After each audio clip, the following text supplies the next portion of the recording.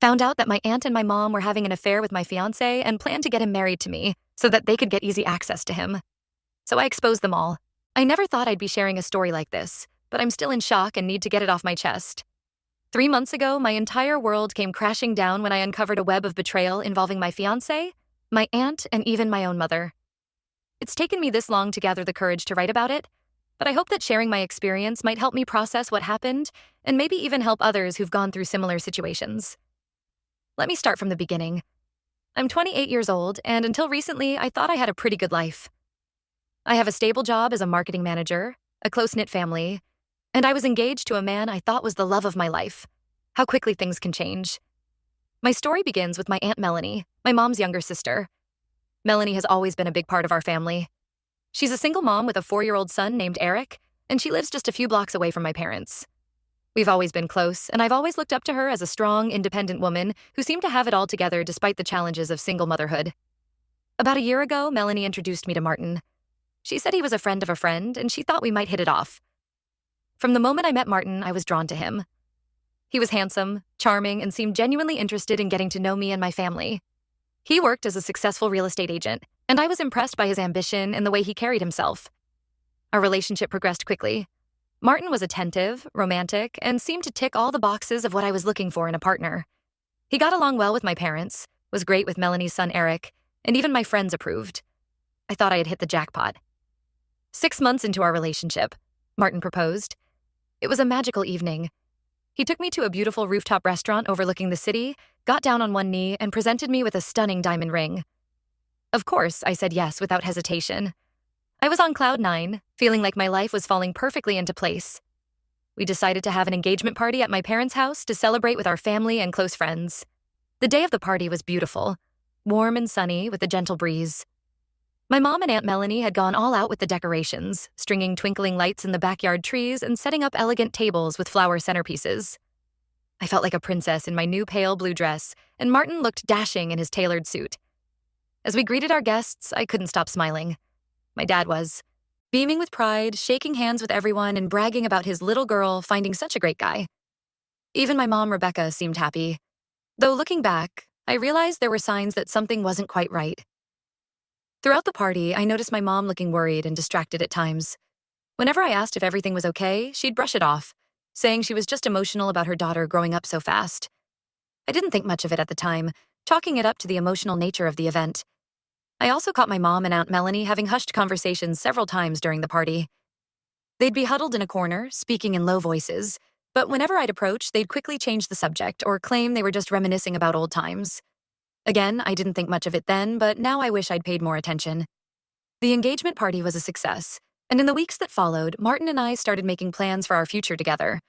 We talked about where we wanted to live, how many kids we might want, and all the exciting adventures we'd have as a married couple. I was so caught up in the romance of it all that I failed to notice some red flags that, in hindsight, should have been glaringly obvious.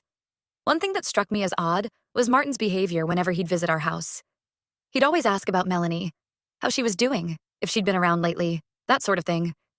At first, I thought it was sweet that he was showing interest in my family, but the frequency and intensity of his inquiries started to feel a bit strange.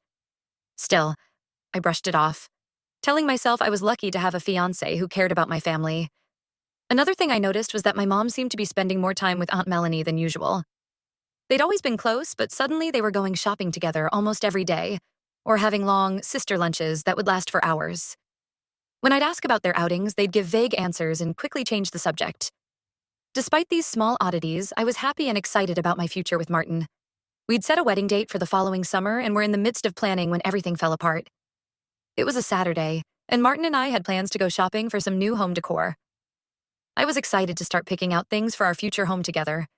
But at the last minute, he called to cancel, saying something urgent had come up at work. I was disappointed but understood that these things happen, especially in his line of work. Since my afternoon was now free, I decided to see if Aunt Melanie wanted to go shopping instead. Her house was so close that I didn't bother calling first. I figured I'd just pop over and surprise her. When I got there, the front door was locked, which was unusual. Melanie almost always left it open during the day. Not wanting to disturb her if she was napping, I remembered the spare key hidden behind a loose brick near the back door. I let myself in quietly through the kitchen, planning to surprise her. As I entered the living room, I saw little Eric fast asleep on the couch. This struck me as odd because Melanie was usually very attentive and rarely left him alone, even when he was napping. That's when I heard it. A man's laugh coming from down the hall, followed by Melanie's familiar giggle. My heart started racing as I recognized that laugh. It was Martin's. I told myself I had to be mistaken, that there was some explanation. Moving as quietly as I could, I made my way down the hall towards Melanie's bedroom. The door was partially open, and what I saw through that crack shattered my world. There, on the bed, were Martin and Melanie. They were kissing passionately, their hands all over each other. I couldn't breathe. I couldn't think. I just stood there, frozen, as the truth of what I was seeing sank in. They were so caught up in each other that they didn't even notice me. I don't know how long I stood there, watching this nightmare unfold before my eyes. It could have been seconds or minutes. Time seemed to stand still. Finally, I managed to back away without making a sound. I left the house the same way I came in, closing the door softly behind me. Once outside, I broke into a run, tears streaming down my face as I headed home. I locked myself in my room and cried for hours, unable to process the betrayal I'd just witnessed. How could Martin do this to me? How could Melanie, someone I loved and trusted, betray me like this? My mind was reeling, trying to make sense of what I'd seen. When I finally collected myself enough to think clearly, I decided I needed to talk to my parents. They'd know what to do, how to handle this mess. I was about to call my mom when I got a text message from her saying she was out shopping with Aunt Melanie and would be home late. My blood ran cold. I knew that was a lie because I'd just seen Melanie with Martin. Why would my mom lie about being with her? A horrible suspicion began to form in my mind, and before I knew it, I was heading back to Melanie's house. I had to know the truth, no matter how painful it might be. This time, I didn't hesitate. I went straight to the back door and let myself in. The house was quiet. Eric must have still been napping. I crept down the hallway, my heart pounding so loudly I was sure they'd hear it. As I approached Melanie's bedroom, I heard voices, not just two, but three distinct voices. Nothing could have prepared me for what I saw when I looked into that room. There was Martin, naked on the bed, with both Melanie and my mother. They were laughing, touching each other, completely lost in their own world of betrayal and deceit. I felt like I was going to be sick. The room started spinning, and I had to lean against the wall to keep from falling. Without thinking, I pulled out my phone and started recording. I don't know why. Maybe as proof to myself that this nightmare was real, or maybe because I knew no one would believe me otherwise. I sent the video to my dad right then and there, my hands shaking so badly I could barely hit send. Then, unable to stomach another second of what I was seeing, I turned and ran. This time, I slammed the door behind me as hard as I could. I wanted them to know they'd been caught, to feel even a fraction of the pain and humiliation they'd caused me. I don't remember much after that. I think I wandered the streets for hours, trying to make sense of how my life had fallen apart so completely in the span of a single day. How could the people I trusted most in the world betray me like this? My fiancé, my aunt, and even my own mother. They had all been lying to me, deceiving me in the worst possible way. When I finally made it home, I found my dad sitting on the front steps, his face pale and drawn. He'd seen the video I sent, and he was just as shocked and devastated as I was. We sat there together, both of us crying, trying to comfort each other even as our worlds crumbled around us. The next few days were a blur of confrontations, tears, and anger. Martin tried to explain, claiming it was a one-time mistake, but I knew better. My mother begged for forgiveness, saying she'd gotten caught up in something she couldn't control. Melanie tried to justify her actions, saying she had needs that weren't being met. Their excuses and explanations only made me feel more hurt and disgusted. My dad and I made the decision to cut ties with all of them. He started divorce proceedings against my mom, and I called off the engagement, throwing the ring back in Martin's face.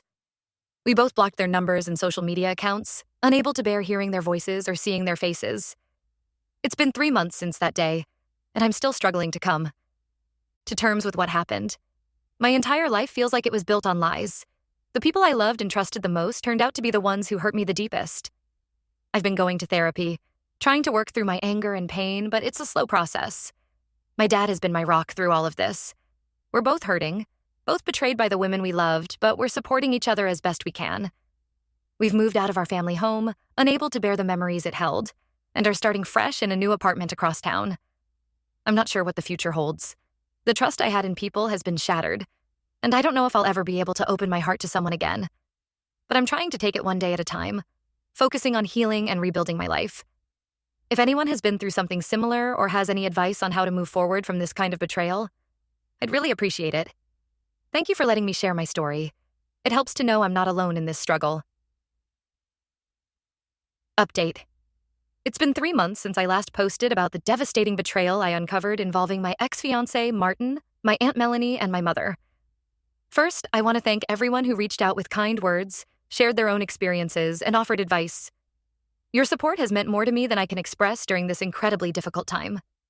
A lot has happened since my original post, and I wanted to update you all on where things stand now. It's been a roller coaster of emotions, but I feel like I'm slowly starting to see a light at the end of this very dark tunnel. As you might expect, my engagement to Martin is completely off. After I exposed their affair, he quickly left town, probably to avoid facing the consequences of his actions. Good riddance, I say. I hope I never see his face again. The ring he gave me? I sold it and donated the money to a charity that supports victims of domestic abuse. It felt good to turn something that represented so much pain into a force for good. My father and I have stuck together through this whole ordeal. When he received that video I sent, he was just as shocked and devastated as I was.